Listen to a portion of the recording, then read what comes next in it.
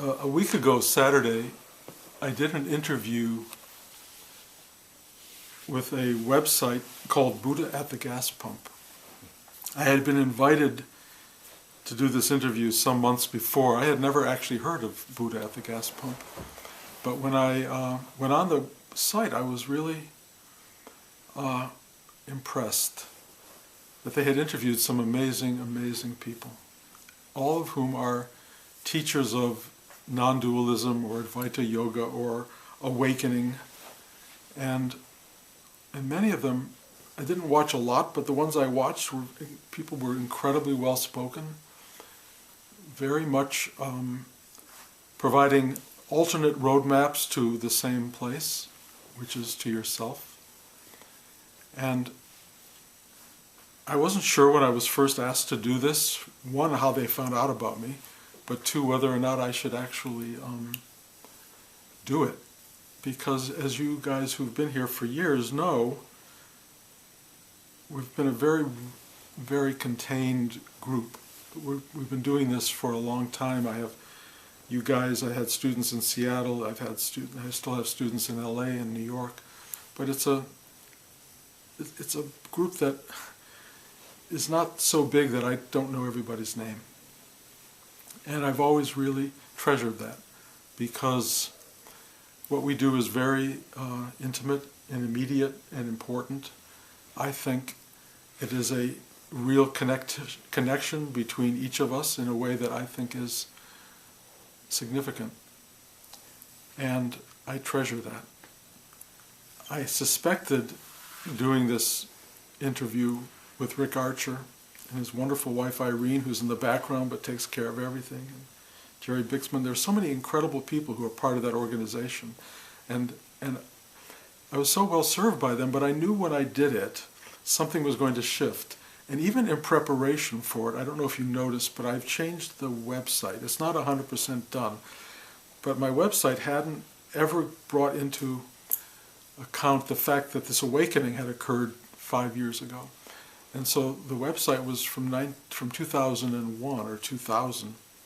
And I figured if anybody watches this Buddha at the Gas Pump interview and they go to my website, it won't speak to them about anything that's occurring at this point in time. So I had to rewrite the whole website, which makes you very sort of conscious of what you're saying about who you are.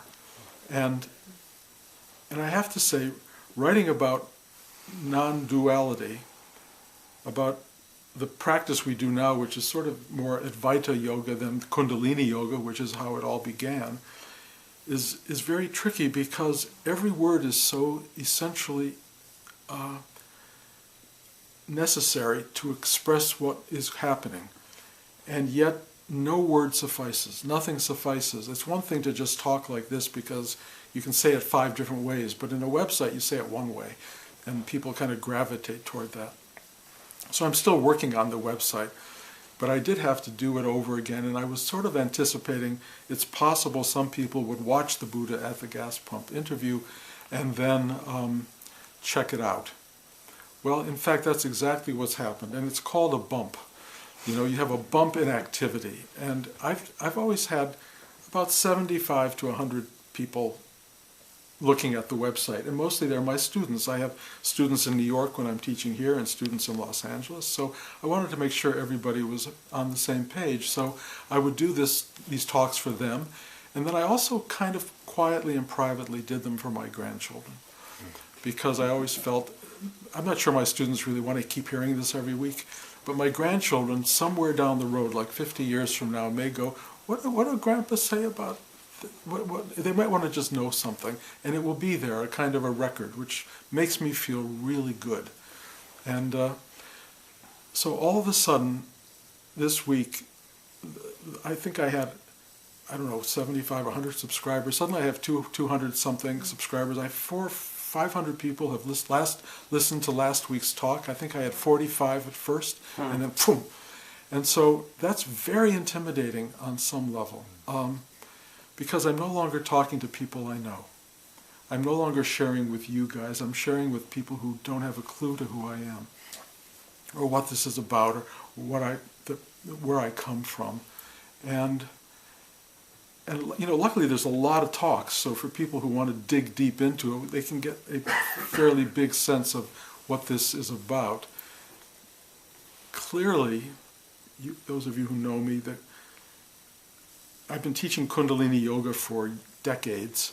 Kundalini Yoga being an energy work, a way of exchanging energy, working with people, dealing with their energy construct, trying to help them in terms of what I call chakra work, to opening hearts up, opening minds up, releasing you from ego-centeredness, getting into your gut level activities so that you have power and empowerment in your life so you can actually do what you want to do. All of that's part of the meditation that I teach.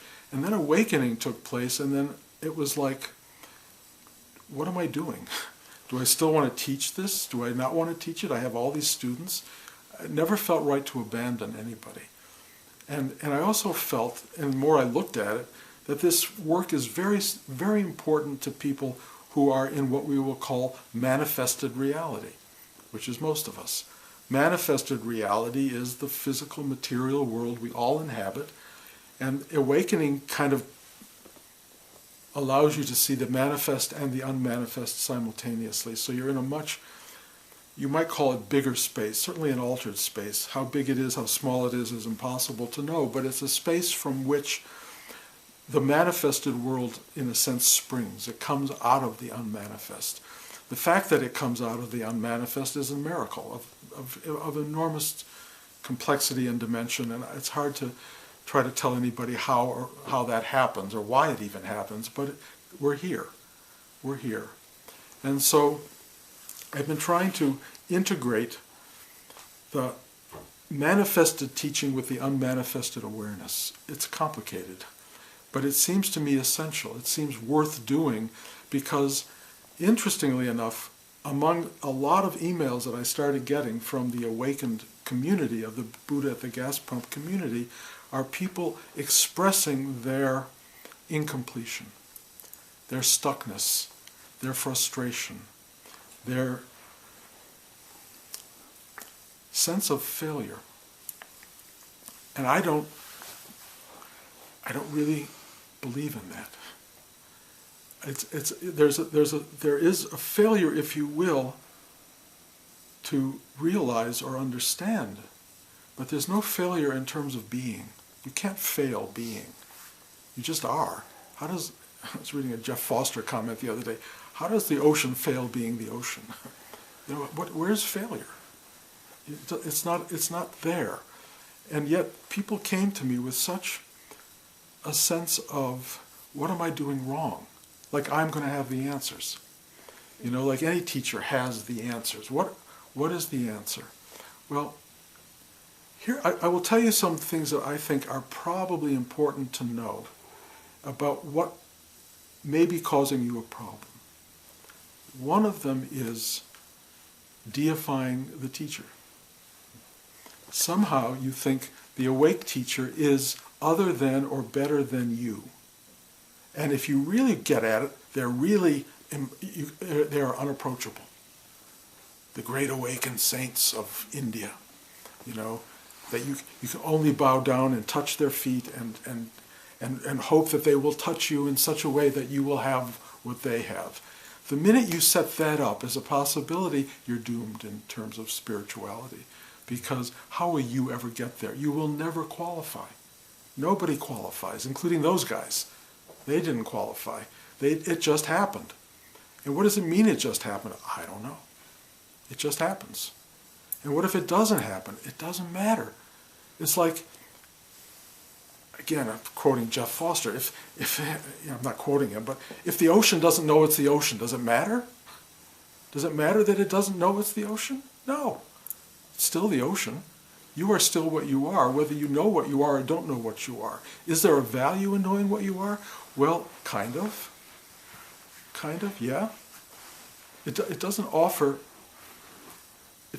much as a result of knowing. It's just more clarity. There's more awareness. There's like, oh.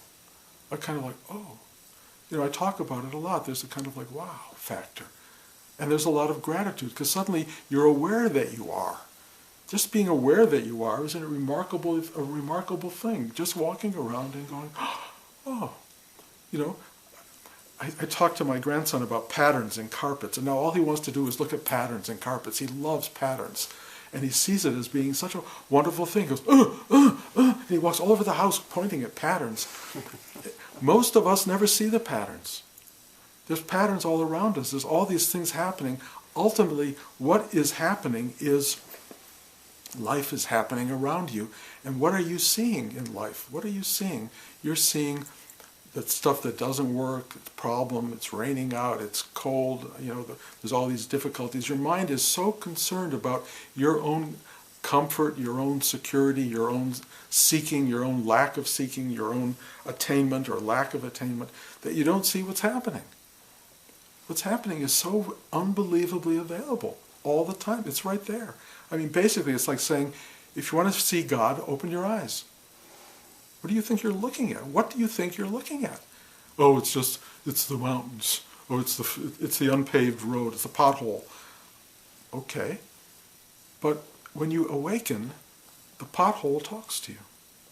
When you awaken, there's no, this is better and this is worse. Or if there is better and worse, it's all part of the continuity of totality. So if the mind still wants to build a better, worse universe, fine. It does that. It does it based on mostly comfort and safety. If you are hungry for comfort and safety, which is the ego's primary drive, certain things will attract you, certain things will repel you. Bee stings repel you, flowers attract you. So you start to build a universe built on these attractions and repulsions, and as you build that universe, you construct a self. And as you construct that self, you become that self. But it's not who you are. You're the bee and the flower, as well as your reaction to the bee and the flower. You are all there is. The problem with totality is that it includes everything.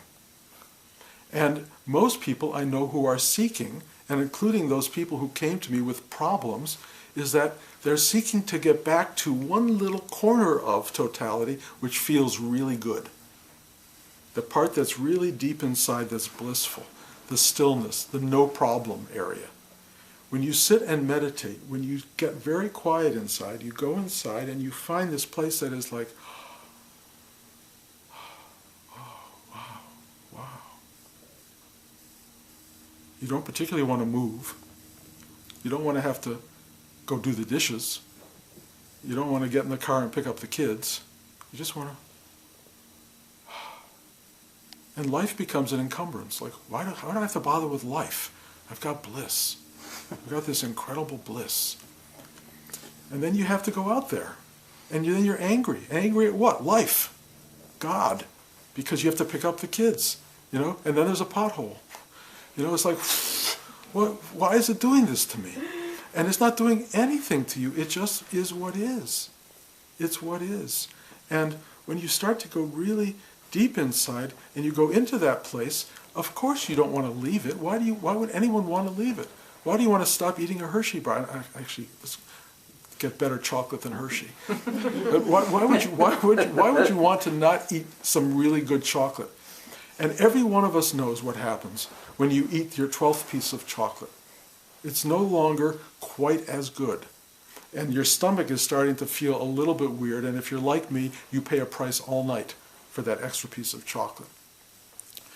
Bliss is the same way. You stay in a state of bliss for a while, and then you get out of it, and you have to deal with the world. And you think, what's wrong with me? Because now I'm closed down, and I'm not having bliss, and I'm not enjoying life, and all these problems are happening. It's because you are truly in a dualistic mode. One thing is good, and one thing is not good. Not true. It just is. Yes, maybe at a certain level it's not good and it is good, but it keeps changing. Truly. First bite of chocolate, amazing. Second bite, pretty amazing. Third bite, you know where I'm going. 12th bite, 15th bite, like, oh God, everything turns into its opposite. Everything. What is beautiful turns ugly. What is ugly turns beautiful. Those flowers are going to die within 5 days, and they're not going to be beautiful anymore. That's the way it is. It's a constant oscillation of yin-yang, yes, no, good, bad. That's life. When you open to non-duality, you're not opening to one section of non-duality, meaning the pretty part or the sweet part or the bliss part. You're opening to everything. And you're not even opening, you just are that. So there's no trying to be. So people who are professional seekers, and Rudy used to talk about them a lot, professional seekers have an invested interest in not finding. Because if you are a seeker and you find, what happens to your identity? You're no longer a seeker. Who are you?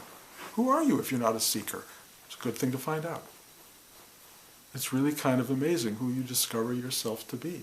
You discover yourself to be this, whatever it is.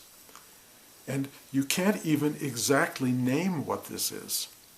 You can try, you can give beautiful talks about it, you can be eloquent or ineloquent, but all I can tell you, everything you say about this is ultimately, let's not say wrong, but not right. Because it's so much more. Nothing can encapsulate, nothing can finalize the truth of what this is, because it's beyond anything you can say. It just is what it is, and you are that. That's what you are. You're not a separate part, although you are for a little bit. Right now, most of you are separate. Most of us are separate. Going back to my old idea of, not my idea, physicist's idea, light is a particle and a wave. There are times where we're a particle, and there are times when we're a wave. We're the totality. It depends on how you perceive it. Most of us living life only see us as a particle, a separate thing. If you had an awakening, or you step back, or whatever it is, you suddenly will go, oh, I'm the wave. I am a wave or a particle, depending upon how you look at it. Awakening allows you to continue to be a wave and a particle, all at the same time. Some moments you'll be this, some moments you'll be that. But now, if you're a particle, and the world decides to bow down to you as a wave, and you know yourself to be a wave, that's wonderful. But a wave is also a particle, and if you don't believe it, ask the wives or the husbands of people who have awakened. Okay? That's really important, because Adyashanti's wife, and Eckhart Tolle's wife, and my wife, and probably everybody else's wives, husbands, girlfriends, all know, they all say to you, why do you tell everybody you're so awake? You know, you have this problem, you have that problem, you forget to do this, you didn't flush the toilet, all those things go on. What kind of awake soul are you? And everybody's bowing down to you like, oh my God, I want to just be like you. Oh my God, I want to be awake like you. You are awake like me. You forget to flush the toilet the same way I do. We're all exactly the same. We are the same thing. And if you want to idealize it, if you want to make it grand, if you want to make it unattainable, great, that's very smart, because then you won't attain it. If you want to bow down to the person who's figured it out, you can be forever someone who bows down to someone who figures it out. If you want to figure it out, figure it out. It's not rocket science. I've talked about that. If it were rocket science, then there would only be 12 people in the universe allowed to figure it out. It's very simple. It's very simple. You are the obstacle. Your mind is the obstacle. Your idea that you don't have it is the obstacle. Your idea is that you'll find it in 10 years is the obstacle. Your idea is they have it and I'm not worthy is the obstacle. The idea that I had it for 5 minutes and it's gone, or I had it for 4 years and it's gone, is an obstacle. It comes and it goes. Everything comes and goes. Show me one thing that doesn't come and go. I mean, maybe you could say presence. But we won't know that till we go and see if it's still there. If it's still there, wow.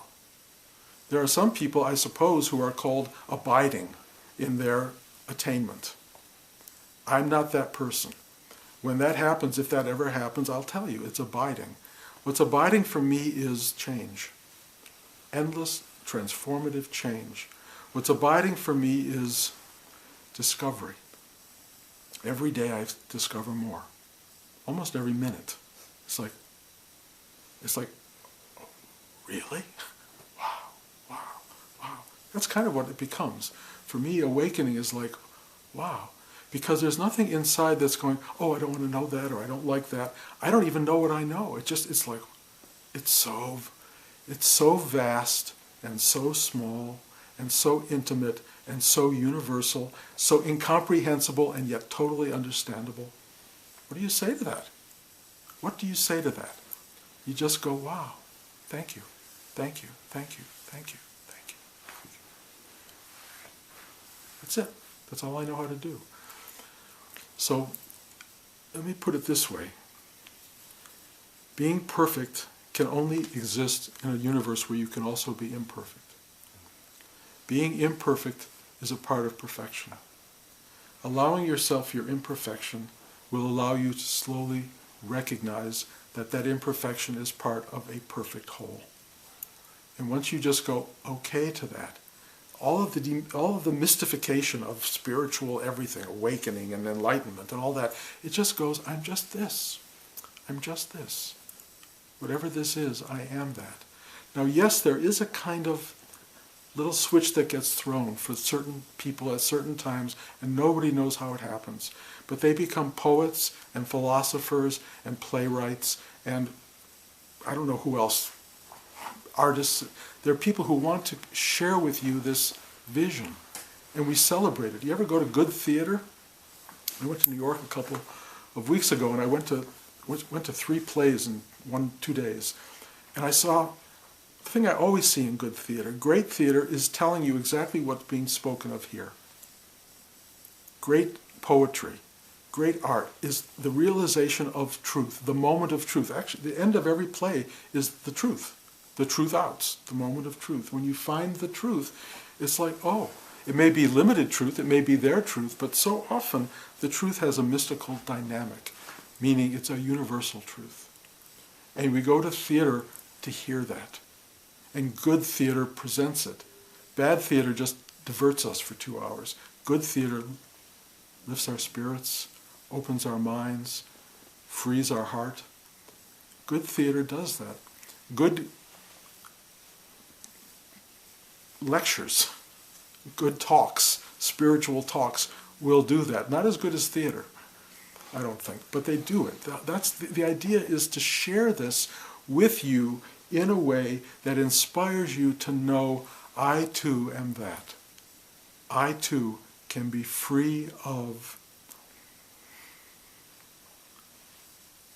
my misunderstandings, my fears, my inhibitions. That's what it's always about. How do you get rid of that stuff, and how can you just feel at home and at peace in who you are? That's what we're looking for.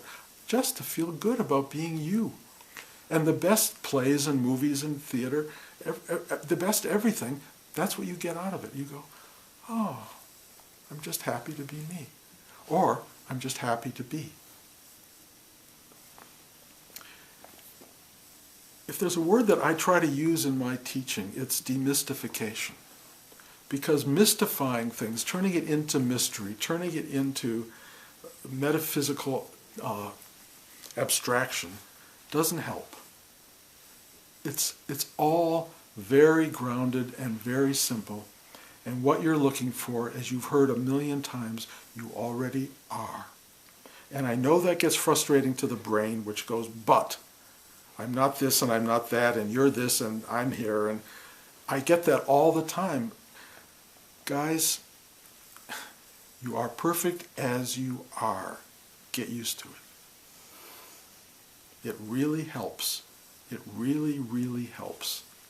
Because if you think you're imperfect, you're going to live in a world of imperfection. And you're going to be stuck in that place. And you will. It's really interesting. My talks have certain labels, all of them. The most attended talks are always the ones about what's wrong with me. Every one of them. If I try to put an inspirational talk, nobody wants it. But if it's a talk about why am I stuck? Boy, oh boy, that's always for me the most attended talk. So yeah, I can address that stuff. I can talk about it forever, but I would love to get past it. And I would love you to get past it, because what we're aiming at in this world of non-dualistic thought, what we're aiming at even in the materialistic practice of meditation that we do here, what we're aiming at is a simplicity and ease of being that allows you to practice awakening until you awaken. That's it. Live a good life. And if awakening doesn't happen until your deathbed or an hour later, however that works, it's okay. It's okay. There's no benefit to awakening, really. I mean, I know it looks like there is, and I know it feels like there is, but mostly you're still here. In fact, more than that, you're really here. Because there's nowhere else. This is it. This is it. Just know that. This is it. You are it. Or there's a great Hindu teaching, I don't know the Hindu word for it, but it's called even this. Even this. I can't think of a better teaching, because when you hit that pothole, you go even this. When you're about to have the 13th piece of chocolate, you go even this. You already know you're going to be up all night, but you've already made a bargain with the devil that creates pleasure. Okay, I'm going to be up all night, but I'm going to have that chocolate. You chose it. You chose your life. You chose everything in your life. You've built the you that you are. Say thank you, and then, if you want, try to let go of the parts that don't work for you and find the parts that do. And mostly what you'll know, because you just start to feel like, I have a life. I have a full life. And that's kind of what Rudy was teaching us. How do you have a full life? To me, open these chakra centers, open yourself to the world, just be, and there you are. So stop being professional seekers. Stop idealizing your teachers.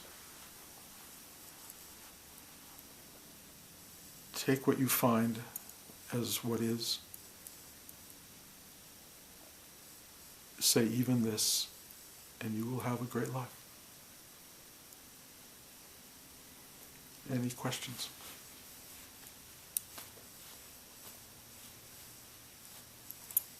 For all you new students today, there's never any questions. And I've never figured out what to do about it. Because, I look at Adyashanti talks and people line up for a mile to ask questions, and I don't think he's doing anything wrong. But I don't know what I'm doing that doesn't allow for questions. I know everybody has them. Usually people are too embarrassed to ask them in public, but that's at the source of the problem. Why be afraid to ask something in public? And I get it, because we all have that. But it's, I will tell you, this big subject I won't get into, but expressing your question, or even let's take it deeply, your shame in public is liberating. It's liberating. Hard to do, but liberating. But I will be happy to talk to all of you privately if you have questions, and those of you who don't have questions, just enjoy not having questions. It's a wonderful thing. One more chance. Okay. Okay.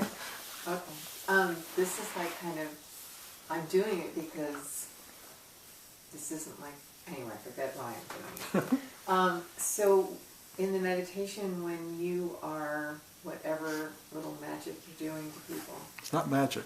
Okay. It looks like magic, but it's not. It's just energy. Okay. I talked about it, I think, on the tape. It's like when you put a hand on someone's shoulder, it just realigns you in a way. I can't sit where I am and touch your shoulder, or your heart, or your third eye. I can't. So I just point at it, and there's a kind of connection that happens as a result of that. That makes a connection, and that connection feels like something. You'll just feel it. So that if we had an intimate connection, and we don't, you would have the same kind of feeling. But here we are at a distance, and the same thing takes place. What we're talking about is I do mudra work in the class with students while we meditate, eyes open, a long conversation, but that's what I do, and that can look strange. And go ahead. Well, my question is it helpful for you to tell somebody what you did or what you saw in their chakra system? Occasionally, when I speak with you privately, I can do that. Mostly, I will tell you what happens, not to intimidate you, but most people want to know what's wrong with me. Well, that was my question to you. That's what most people Right. say. No, so I know. I didn't say I know. Nothing is wrong with you. Yes, there may be some constriction and there may be some opening, and every given moment's different. A lot of people are very intimidated in a class. You know, someone looking right at them and doing stuff. It's like the mind goes into like, what's he doing and why and all of that. After a while, that relaxes. You just go do what you have to do. Like when you go to a massage person, you know, a massage therapist works on you. You're not going to sit there and go, what are they thinking? What are they feeling? Am I a good person? Am I a bad person? Are they finding? You give that up. This is the same thing. It's kind of massage therapy for the psyche. Okay, it's pretty simple. But privately we can talk and I'll tell you what's wrong with you. Okay. So I have a question. A few times today, like downstairs and just when you were speaking, you talked about until you can do this, until you awaken. So I'm not really sure what you mean by until you awaken, because I know, like, we were talking about this in the car on the way here, it's like I've had so many experiences. But then you hear teachers talking about, well, they have no self-reference anymore, and so then you think, oh, then I guess I don't have it because I still suffer, I still have self-reference. So, I mean, what do you actually mean by until you awaken? It's a very good question, and I don't know if I have a good answer for it. You know, it's like telling a flower in a bud form what it's going to be like when it opens up. You know, it's inevitable that it will, unless something cuts it off or the snowstorm comes, but mostly it'll open. And awakening, as far as I can tell, is ultimately going to happen. Buddhists will talk to you about many lifetimes. Right. I don't know if that's necessarily the case, and I don't know if it adds to the equation. But I do know it changes it a little bit, because everything isn't self-referential. It's just there. There is a self, clearly a body, mind, but it isn't the center of the universe. It's just another part of the whole complexity of what is, or the whole simplicity of what is. So there is a tendency to talk about until that happens, you won't know this or that, perhaps, if that's what I was saying. But what I really mean is live the life you have now because that's real. Live it as you know it because it's real. If the flowering takes place now, wonderful. If it doesn't take place now, it's a process. It's happening. It's taking place. It's what's going on in this particular moment. The important thing is, if you were to dive deep into the psyche of your own being, you would discover that there is no independent you for whom any of this is happening.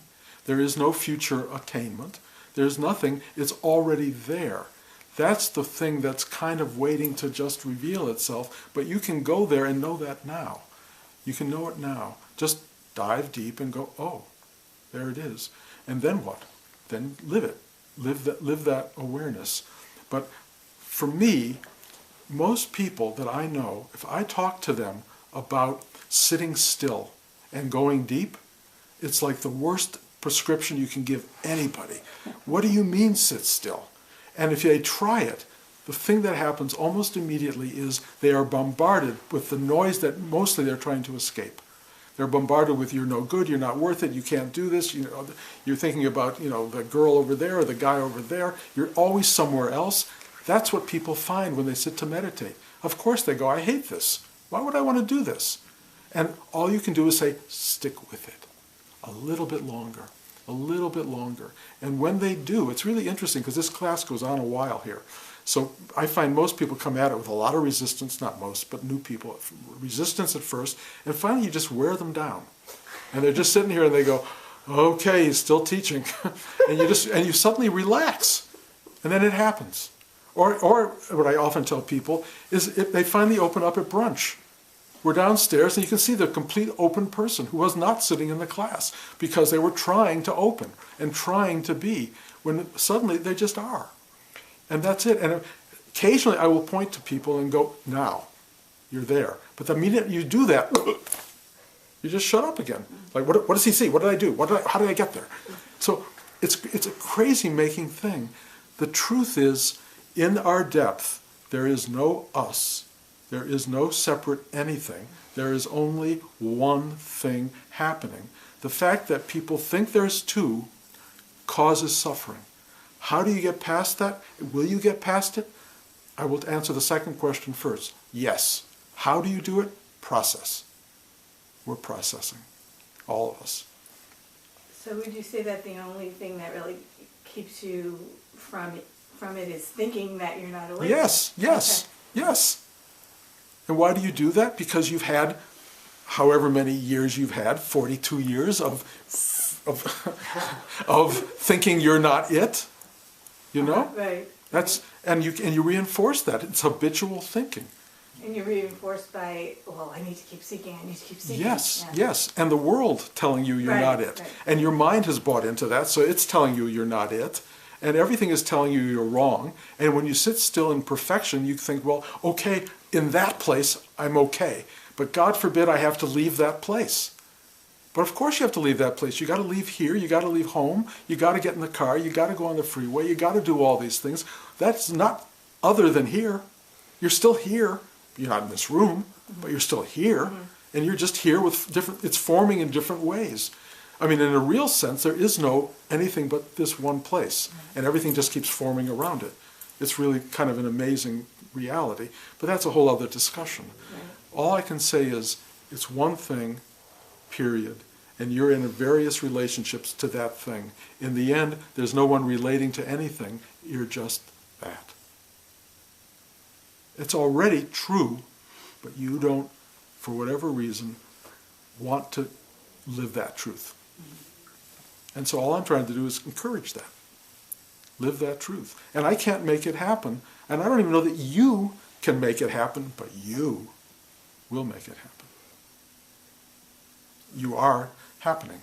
It will happen. Well, you and I are having a problem here with future tense. Right. Because it's happening. It is happening even as we speak. But there is something that has to happen in the realm of time before you enter timelessness that actually has a sense of future. And time is its own illusion. Mm-hmm. There is no, in the deeper place, there's no time at all. But so in that way, it's already done. But here we are on this joyous ride of uncovering and discovering and becoming, which is, we choose this, or it chooses to be this, we are it. So don't fight it. Thank you.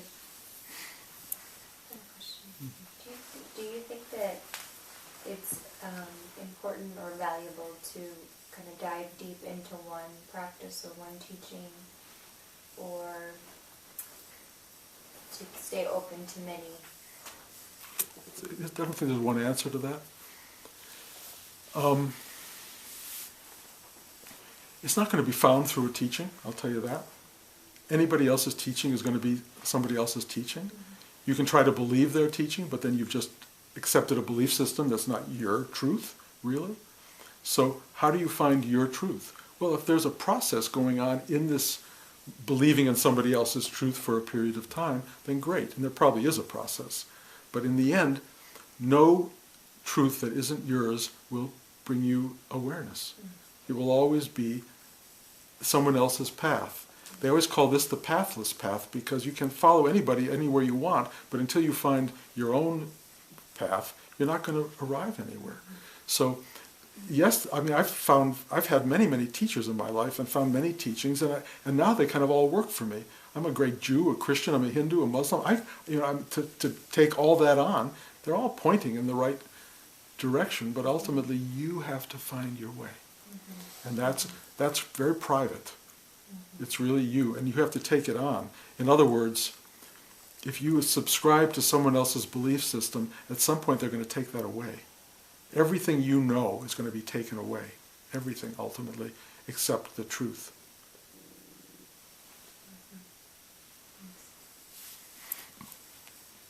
Did we warn you out? Okay. Next week, same time, same station. All of you new people are welcome to come back if you care to, and really totally free not to. And as I've said many times, there's so many great teachers out there, and I don't need to fill up this room at all. And anybody who wants to, go on Buddha at the gas pump, pick your teacher, play around, find one who speaks to you, and just listen to them talk. If you want to sit in the presence of somebody, then I'm nearby, and you're welcome to be in the room. Okay? Thank you all.